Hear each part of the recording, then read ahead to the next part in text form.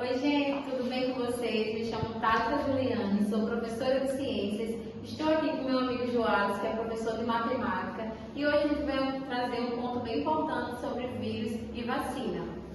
Na aula de hoje, veremos um pouco sobre o que é o vírus, qual é a sua estrutura, como ocorre a multiplicação do vírus, a contaminação em um corpo, o contágio entre organismos, como ocorre o tratamento e para que serve a vacina, como ela é feita e quais os locais apropriados para uma aplicação de vacina em larga escala.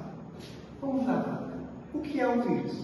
De forma bem resumidamente, gostaria que vocês compreendessem que vírus eles são agentes infecciosos microscopicamente e eles não vão ter estrutura celular. Então, isso diz que o vírus ele não tem célula. Mas como ele não tem células, eles vão ser o quê? Considerado um parasita obrigatório intracelular. Isso quer dizer que eles são parasitas de células, então eles necessitam de células para poder fazer suas funções vitais, essenciais, tá? Então, o vírus eles não é nada sem uma célula, eles necessitam especificamente estar dentro de uma célula para poder ser alguma coisa. E aí, de acordo com isso, a estrutura de um vírus é bem simples, básica. O vírus ele vai ter um material genético que vai ser DNA ou RNA. E esse material genético ele vai estar dentro do vírus, mas ele não vai estar só assim dispenso não. Ele vai ter uma envoltura, uma parte de proteção, que essa parte de proteção é bem proteica, chamada de capsídeo. Alguns vírus eles vão ter uma camada extra, chamada de envelope, que vai ser uma proteção maior. Mas nem todos têm isso não, tá? Porque vale vocês saberem que nem todos os vírus são iguais. Temos cada vírus diferente, porque eles são bem específicos e seletivos. Porque os vírus, vai ter vírus específicos para determinadas coisas. Vírus que vão infectar só plantas, vírus que infectam só animais, determinados animais. Alguns vão infectar só bactérias, outros infectam só seres humanos. Então, os vírus vão ser diversos, vai ter várias estruturas diferentes e determinada função para infectar determinados organismos vivos por aí, tá bom? E aí, você entende como é que eles funcionam, Jonas? Eu entendi como é o funcionamento deles, mas como eles se multiplicam? Eles se multiplicam a partir de um momento que, como eu falei, eles são parasita obrigatório, intracelular, então eles vão necessitar de quê? De uma célula. Então eles vão entrar em um corpo em um momento e eles vão infectar o quê? Uma célula, eles vão se fixar nessa célula. Quando ele fixa nessa célula, ele vai depositar o seu material genético, que vai ser DNA ou RNA, naquele momento, determinado vírus específico. E aí, com isso, ele vai fazer com que aquela célula, depois de depositar seu material genético, ela venha trabalhar para ele, ela vai ser refém do vírus. Sendo refém do vírus, ela vai fazer tudo o que ele mandar, ele vai mexer em todo o maquinário dela naquele momento.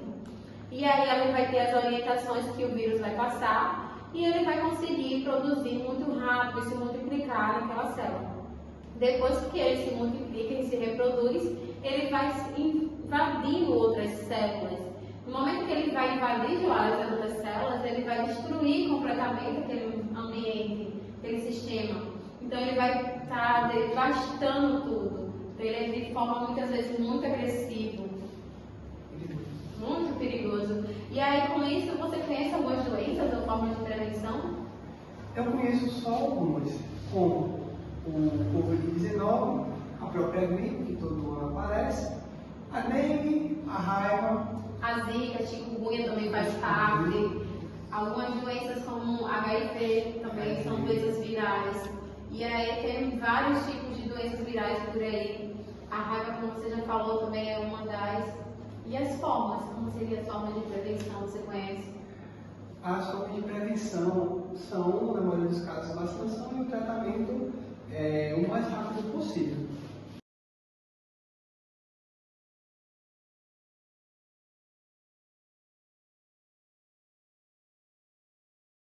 De acordo com isso, Joana, você sabe como acontece a contaminação desses vírus?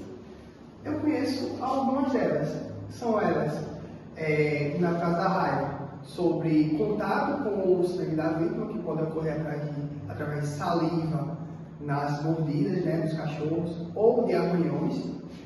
Na parte de doenças virais, como a gripe e a Covid, ocorre através do ar, do ambiente que a gente vive, através de conversa e de solta de excrementos durante a fala. É a tosse, né? Que nesse período acontece muito. A gente tosse, acaba expelindo alguns agentes virais naquele momento. E aí acaba infectando outras pessoas. Porque como na Covid, que teve sempre um cuidado de higienizar as mãos, porque o vírus ele tinha um períodozinho curto de tempo que ele sobrevivia em cada tipo objeto. Então, sempre estava que ter higienizar, ter os nossos cuidados. E é isso que é uma forma de prevenção. A prevenção mais eficaz seria a utilização da vacina, que sempre vai ser a mais eficaz. E o tratamento de alguns medicamentos recomendados pelo médico.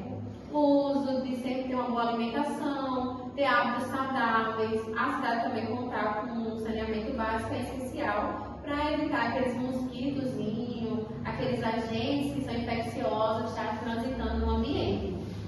E aí, você pode falar um pouquinho como ocorre essa transmissão em grande escala? No caso das doenças virais, vai ocorrer através da fala e do contato, né, entre pessoas. Imagine que você conversa com 3 pessoas e cada uma dessas 3 pessoas vai conversar com mais 3 e assim sucessivamente. Se você estiver conectado, se você estiver infectado, você vai infectar essas 3 pessoas e cada uma dessas pessoas já infectadas vão infectar outras 3, fazendo assim uma contaminação em larga escala. Para achar o número de vítimas, o nosso governo usa uma conta através de aproximação, certo? Que é a soma de uma progressão geométrica finita. Então ele pega o período de tempo, olha como ocorre o contágio e como a quantidade de pessoas que vai se contagiando a cada período e faz a seguinte operação, que vai aparecer aqui nessa parte do vídeo, certo? Um pouco mais a gente pode falar sobre os sintomas que a gente tem. Como você falou, algumas doenças elas causam tosse, causam febre, vômitos, náuseas e uma das mais perigosas, um dos mais perigosos que nosso planeta tem, pode ser considerado o vírus da raiva, que se não tratado preventivamente, ele causa a hidrofobia, que é o medo de água. O nosso corpo ele não consegue ter contato com a água involuntariamente. É uma doença que vai para o sistema nervoso central. Certo? Falando um pouquinho mais, tá? Como é feita a vacina? As vacinas elas vão utilizar antígenos, que vão ser partes de vírus inativo, que não vão estar mais no momento funcionando. E aí ela vai pegar partes disso, ser produzida no laboratório, para poder fazer tipo uma ação que vai proteger. Então a vacina ela vai servir como um escudo. A vacina vai utilizar antígenos que seriam partes de vírus inativos que não estão mais funcionando naquele momento. E aí a partir dessa resposta, a partir do material que aquele vírus vai fornecer, é que os pesquisadores vão poder produzir uma vacina eficaz para poder lidar com determinado vírus. Com isso, quando vai no ponto de vacinação que a pessoa toma a vacina, que é muito importante, ela vai agir como um escudo de proteção. A vacina vai entrar em contato com o corpo e ela vai fazer com que aquele corpo que não conhecia aquele vírus tenha o primeiro contato com ele. Um contato não tão agressivo como o vírus seria, mas um contato que sirva para preparar. Então a vacina ela vai ensinar o corpo a como lidar com determinados vírus naquele momento, porque a partir dessa estimulação do ensino, ele vai produzir mais anticorpo específico para lidar com determinado vírus, aquele vírus naquela situação. Porque se caso futuramente tiver contato com aquele vírus, o corpo já vai entender que aquele vírus não vai agir de forma tão agressiva como ele poderia, causando tantos danos. O corpo, quando o vírus tiver contato, ele já preparado com os anticorpos, ele vai preparar em grande escala vai lá, faz sua operação bem bonitinha, fazendo com que elimine de vez aquele vírus, porque ele já conhece, então ele já vai dar uma resposta maior.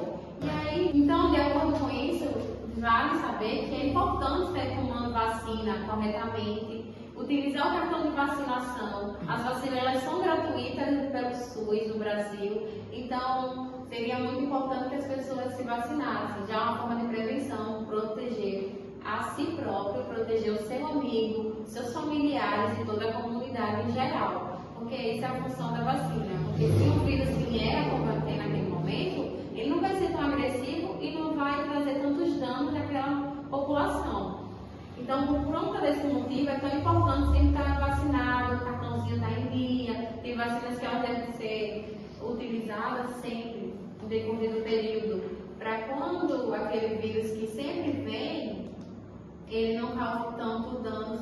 A vacina é muito importante por vários fatores. E uma das suas importâncias mais relevantes é o que, Jonas? É a proteção da população em geral. Porque se uma porcentagem da população muito alta estiver vacinada, o vírus ele vai se propagar com menos intensidade e não chegará à população não vacinada. Por isso que é importante ter a consciência ética sobre a vacinação.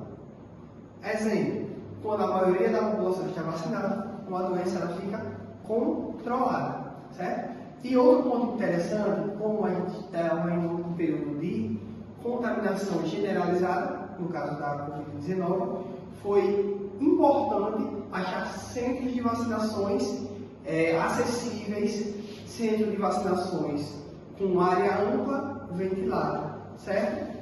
Isso também é muito importante, os locais onde as vacinas vão ser aplicadas. E como esses locais eles são escolhidos? Você sabe dizer? São escolhidos em vários critérios. Primeiro critério, tem que ser acessível a todos os públicos.